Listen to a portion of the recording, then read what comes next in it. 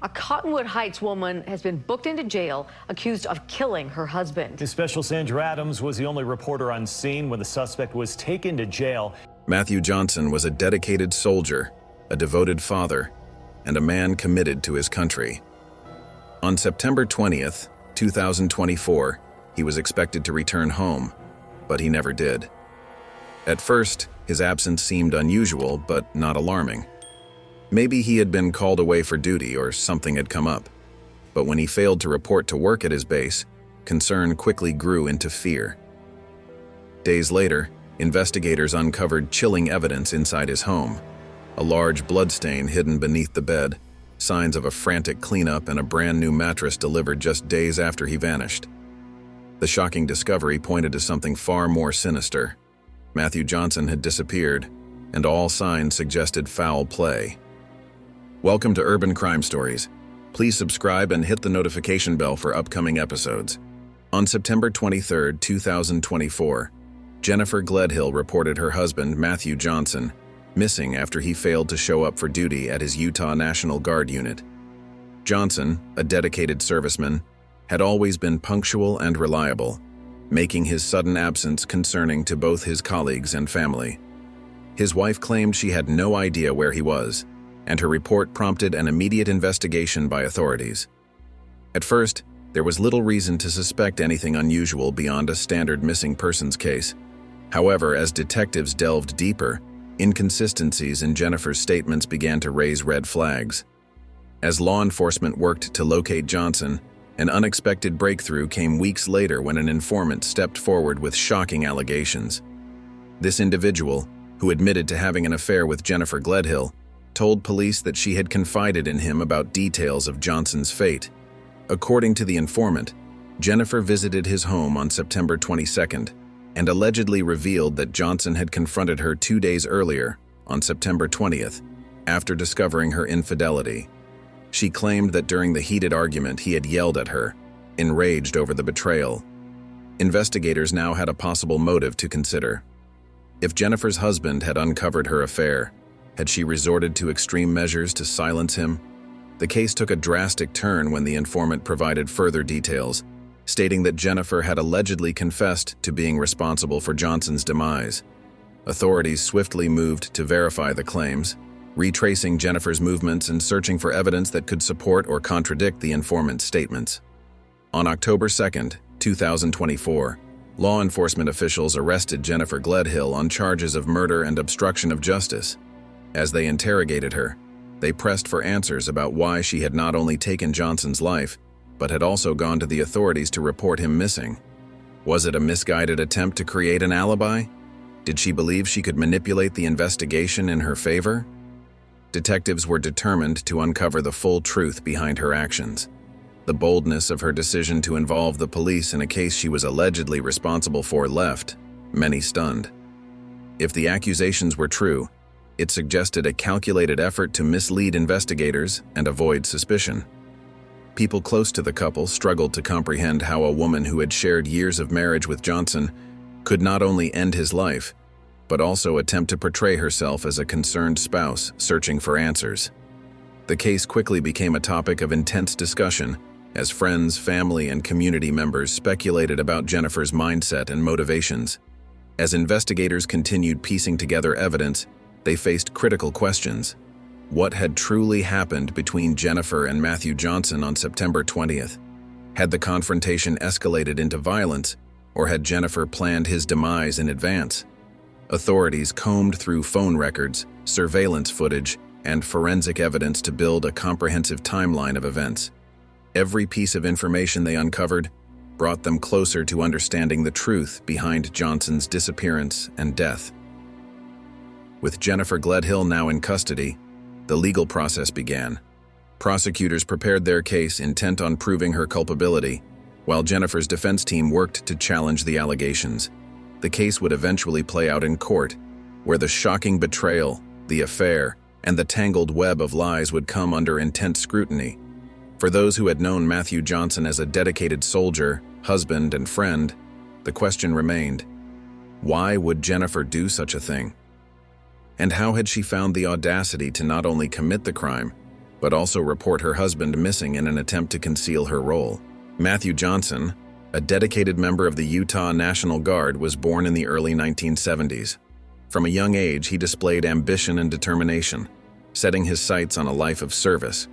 His deep sense of patriotism and unwavering commitment to his country led him to enlist in the Utah National Guard, where he built a career centered on discipline and duty. Over the years, he earned the respect of his colleagues and superiors, particularly as a member of the Special Operations Unit. Despite the challenges that came with military service, Matthew took great pride in his role and remained committed to his responsibilities. Outside of his career, Matthew married Jennifer Gledhill, and together they built a family, raising 3 children, a daughter and 2 sons. To the outside world, their life appeared stable, but behind closed doors, the marriage had been deteriorating. Tensions had been growing for some time, and signs of trouble became increasingly apparent. One noticeable change was Matthew's absence from family gatherings. For nearly 2 years, he had distanced himself, avoiding events he once attended regularly. The strain in their marriage eventually led Jennifer to file for divorce in July 2024, marking a significant turning point in their relationship. Following the divorce filing, Jennifer moved out of their shared home, taking the children with her to live at her parents' house just a few miles away. Though their separation seemed final, the situation took an unexpected turn when the family reunited in late August or early September, moving back into their home together. What led to this decision remained unclear, as Jennifer's father, when questioned about their marital struggles, refused to elaborate. He declined to comment on whether domestic issues or conflicts had played a role in the separation or the subsequent reconciliation. Adding to the complexity of their relationship, Jennifer had filed for a protective order in late August. However, a judge denied her request in September, just days before Matthew was reported missing. The reasons behind her request remained a mystery, as neither she nor her father provided any insight into what prompted her to seek legal protection.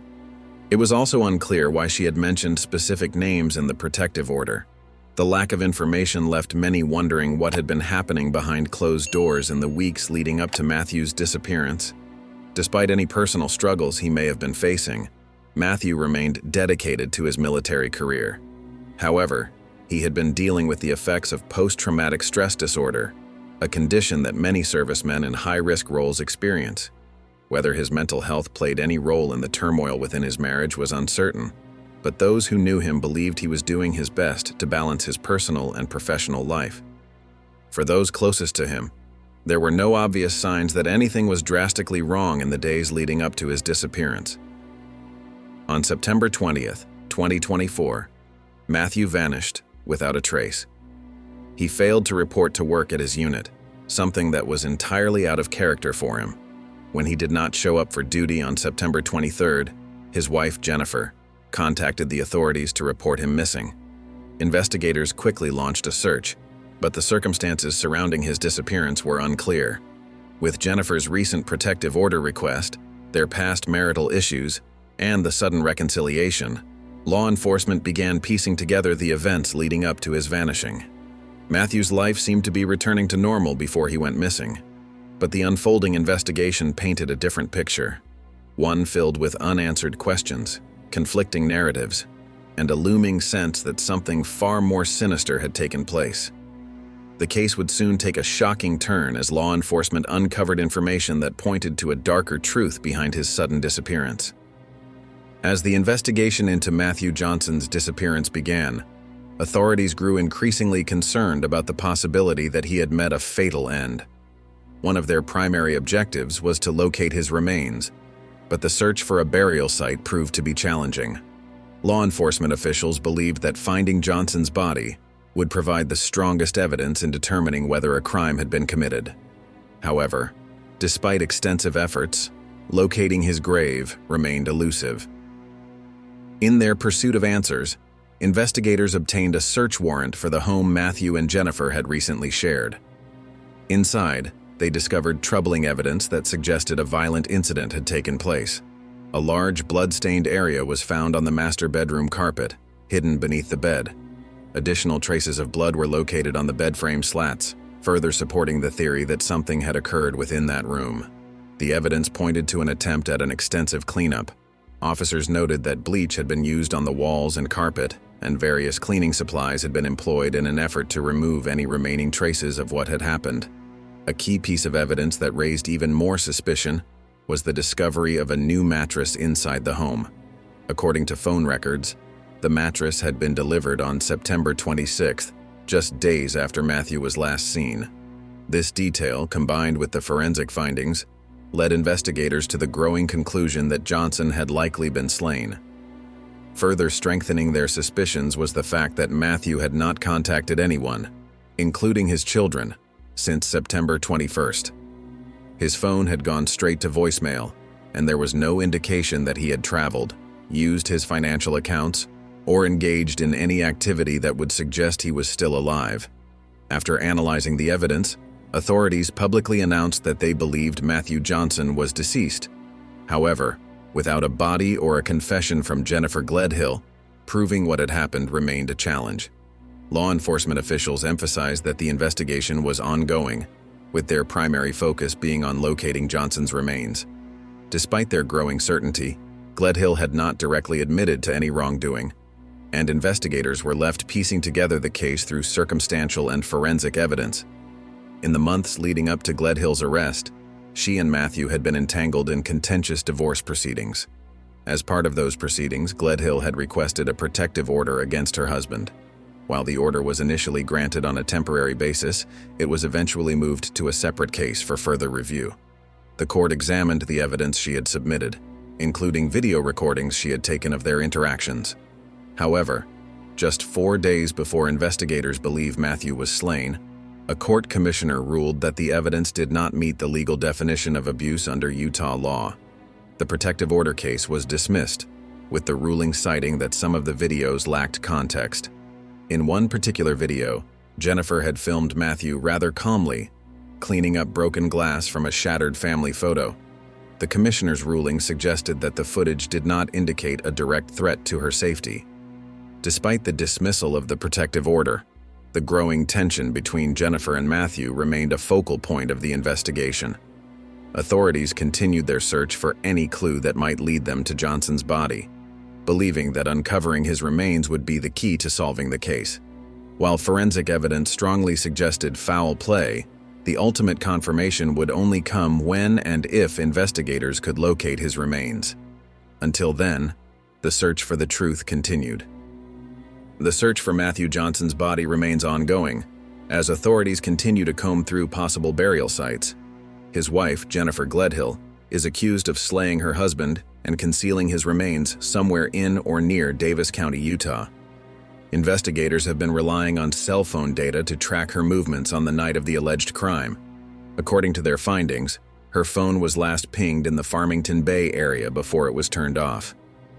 This crucial piece of evidence has led law enforcement to concentrate their search efforts near the Davis County waterfowl management area, where they believe Johnson's body may be hidden.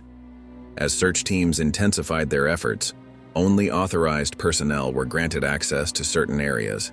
A road leading into the Farmington Bay site was restricted, ensuring that only those directly involved in the investigation could enter.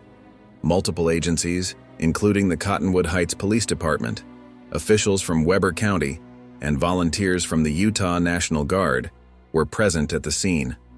Their goal was to locate any sign of a shallow grave that could provide the missing link in the case. Meanwhile, forensic testing on the bloodstain found beneath the bed in Gledhill's home has yielded critical findings. Preliminary results confirm that the blood belongs to a single male source, though additional testing is required to conclusively match it to Johnson's DNA. If the results confirm that the blood is his, it will further strengthen the prosecution's case against Gledhill. Jennifer Gledhill is now facing multiple felony charges, including first-degree murder, obstruction of justice, possession with intent to distribute, desecration of a human body, and witness tampering. The Salt Lake County District Attorney's Office formally announced the charges in a press release on October 15, 2024. Prosecutors have stated that if Gledhill is convicted, she could face severe legal consequences, including a lengthy prison sentence. Depending on the circumstances surrounding the case and the applicable laws in the jurisdiction, she could also be eligible for the death penalty. What are your thoughts on the unsettling case of Matthew Johnson and the search for justice in his disappearance? Do you believe investigators will eventually locate his body and uncover the full truth? Share your thoughts in the comments below. If you are new to the channel and like the content, please subscribe to the channel and click the notification bell for upcoming episodes. Your support is greatly appreciated. Until next time, I will see you on Urban Crime Stories.